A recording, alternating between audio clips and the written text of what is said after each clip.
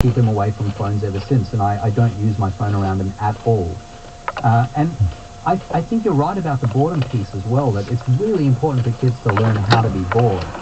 There's a really fascinating study from a few years ago where young people were led into a room, just a psychology experiment. They were college students, and they'd had a lot of time on social media, most of them, and they were asked to experience a brief shock, an electric shock. It's not very painful, but it doesn't feel great. You know, there are better things than feeling an electric shock. And then they were told to wait for 20 minutes with their own thoughts while the next phase of the experiment was created. They weren't allowed to use their phones or anything, so they were sitting there. We don't sit quietly for 20 minutes much anymore. And the experimenters said to them, by the way, in case you'd like, in the corner of the room is that machine that gave you the shock earlier. If you want to go and test it again and play with it, you're welcome to do that. So this is a really interesting situation where they were asked to decide between the pain of experiencing the electric shock again, and they knew it was painful because they'd experienced it earlier, or just sitting quietly with their thoughts. Now, more than half of them decided that it was more painful to just sit with their thoughts because they walked over to the machine and they administered that shock again. Some of them did it over and over again, and when later asked what they were doing, they said, I hate being bored so much that it's more interesting for me to engage with this machine despite the pain. That's how we now treat boredom. And what's happening to the attention span, the human attention span? It's diminishing. You can measure it.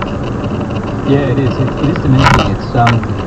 There are a number of techniques for measuring sort of resting attention. How much attention do people dole out to something that's moderately interesting but doesn't take up too much of their interest and time.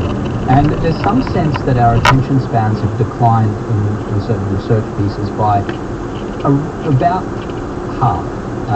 And in fact, the really recent research suggests that it's declined so much that one study said we have an attention span of 8 seconds, which is frightening when you consider that goldfish have an attention span of about 9 seconds on average. Adam Alter is with us. His book is Irresistible, The Rise of Addictive Technology and the Business of Keeping Us Hooked. We'll take another quick break and come back in a moment. You're listening to Radio West on KUEL.